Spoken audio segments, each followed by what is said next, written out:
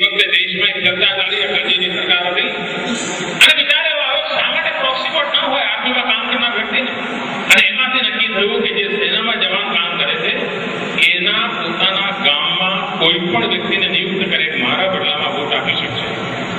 અને એવી પહેલી વાર આ દેશમાં અટલજીની સરકાર આવ્યા પછી સેનાના જવાનોને પ્રોક્સી વોટથી લોકશાહીની પ્રક્રિયામાં ભાગીદાર બનાવવાનો એક ઉમદા નિર્ણય થયો છે. એ જ રીતે કોઈ કાલે કમ્પલસરી મતદાનની પણ ચર્ચા કરશે. મિત્રો, કોઈ પણ પ્રગતિશીલ દેશ માટે પોલિટિકલ સ્ટેબિલિટી અનિવાર્ય છે. વારંવારની ચૂંટણીઓ દેશની પ્રગતિમાં પૂરક છે કે નહીં, આ દેશમાં મોટો વિચાર વિમર્શનો એક વ્યાપકપણે ડિબેટ કરવાની આવશ્યકતા ઊભી કરે. નહીં તો દેશમાં દર બીજા મહિને ક્યાં ના ક્યાં ચૂંટણીઓ ચાલ્યા કરે અને ચૂંટણીઓનું પ્રેશર એટલું મોટું હોય કે સત્તામાં બેઠેલા વ્યક્તિઓ કડવા નિર્ણય કરવા હોય તો ન કરી શકે. અને એટલું મારો તો અનુભવ છે કે મારા રાજ્યમાંથી 70-80 સારા ઓફિસરો દર વખતે આઈએસ કેડરના એમને કોઈ જગ્યાએ ચૂંટણી સંચાલન માટે એક મહિના માટે અહીંથી ત્યાં જવું, અને એક વર્ષમાં દેશમાં 6 જગ્યાએ ચૂંટણી ચાલતી હોય તો મારા 70-80 ઓફિસર 6 મહિના માટે એ ચૂંટણીના ડબ્બા ઉપાડતા હોય છે. અને પરિણામે ગુજરાતની મારી વિકાસ યાત્રાને તકલીફ થાય. અને એટલે મેં ભારતના પ્લાનિંગ કમિશનને કહ્યું કે ભારત સરકારે સમયની માંગ છે કે અલગ ઇલેક્શન કેડર ઉભી કરવી જોઈએ, તો એક સ્વતંત્ર વ્યવસ્થા ઉભી કરી. આવી રીતે રાજ્યોમાંથી બધા લોકોને લઈ જઈએ તો વ્યવસ્થા કેટલી અગવડ ઉભી કરશે. ખેર, હું નથી જાણતો ક્યારે ભારત પ્લાનિંગ કમિશન આ દિશામાં ઇનિશિયેટિવ લે અને વિચાર થાય. એ જ રીતે આપણા દેશમાં લગભગ 45 વર્ષ સુધી જે ચૂંટણીઓ થઈ એ ચૂંટણીઓ સરકારના પ્રભાવની હતી. લગભગ 45 વર્ષ પછી આ દેશમાં ખબર પડી કે ચૂંટણી સરકાર નથી કરાવતી, ચૂંટણી એક સ્વતંત્ર ઇલેક્શન કમિશન કરાવે છે. એટલે પહેલા જે લોકો બેઠા હતા એમણે ભરપૂર લાભ લીધો. 45 વર્ષ સુધી એક સત્તામાં એ ચૂંટણીનું બધું કરતા હતા.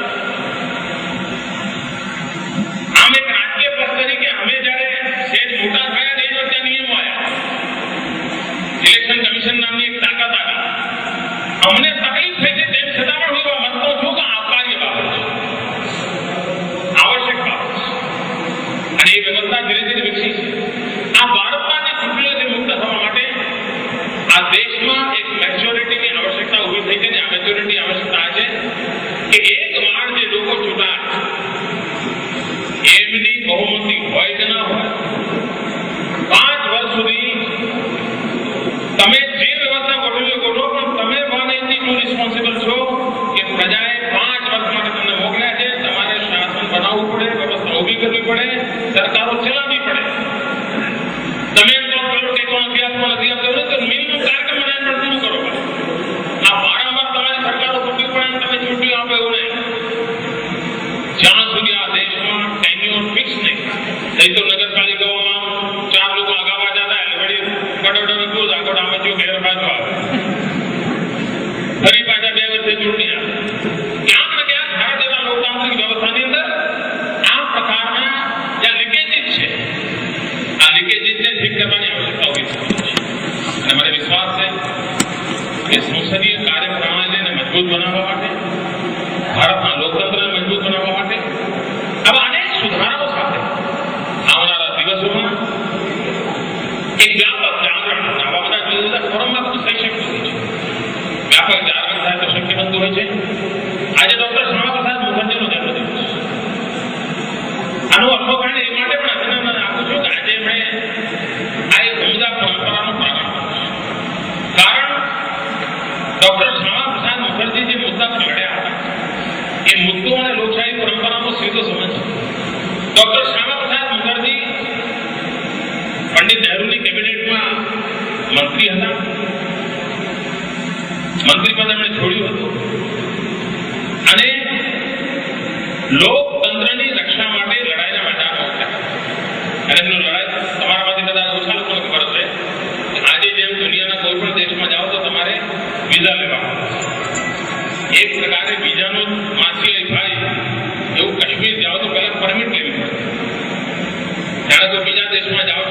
સહી સિક્કા થાય તો બીજી તમે કાશ્મીરમાં એ જગ્યાએ સ્થિતિ હતી. અને કમનસીબે પંડિત નહેરુ કોઈ કારણ હશે આ બધી બાબતોમાં ખૂબ ઝૂકેલા અને દેશ એક સમસ્યા અનુભવ કરતો હતો કે જો આમ નામ ચાલ્યું તો ભારતના હાથમાંથી કાશ્મીર જતું રહેશે. દેશ હજુ આઝાદ થયો, એક લડાઈ થઈ ચૂકી હતી. અને એ વખતે ડોક્ટર શ્યામા પ્રસાદ મુખર્જી અને મિત્રો આઝાદ હિન્દુસ્તાનના પહેલા શહીદ છે. ડોક્ટર શ્યામા પ્રસાદ મુખર્જી આઝાદ હિન્દુસ્તાનના પહેલા શહીદ છે અને જેમણે એક રણસિંગું ફૂક્યું હતું અને એમણે સૂત્ર આપ્યું હતું, इस देश में दो विधान दो निशान नहीं चलेंगे नहीं चलेंगे. કારણ કે બે બંધારણ ચાલતા હતા. કાશ્મીરનું બંધારણ જુદું, ભારતનું બંધારણ. કાશ્મીરનો ધ્વજ જુદો, હિન્દુસ્તાનનો ધ્વજ જુદો. કાશ્મીરના મુખ્યમંત્રીને પ્રધાનમંત્રી કહેતા એની સામે રણસિંગું ફૂક્યું અને એમણે ઘોષણા કરી હતી. પંડિત નહેરુને કહ્યું હતું કે હું વગર પરમિટે કાશ્મીર જઈશ અને હું આ કાશ્મીરના ભારતની અતૂટ હિસ્સો છે એના માટેની લડાઈ લડીશ. અને શ્યામા પ્રસાદ મુખર્જી ગયા. કાશ્મીરની સૈફુલ્લાહ સરકારના એમણે ધરપકડ કરી અને જેલમાં રહસ્યમય સંજોગોમાં એમનું મૃત્યુ થયું. જેનો આજ સુધી પતો નથી ચાલ્યો એ મૃત્યુ કયા સંજોગોમાં થયું. અને ડોક્ટર શ્યામા પ્રસાદ મુખર્જી આ દેશના પહેલા શહીદ બન્યા. પરંતુ એમની શહાદત એળે ન ગઈ. એમની શહાદત એળે ન ગઈ. આ દેશમાંથી પરમિટ પદ્ધતિ ગઈ, દો વિધાન ગયા, દો નિશાન ગયા.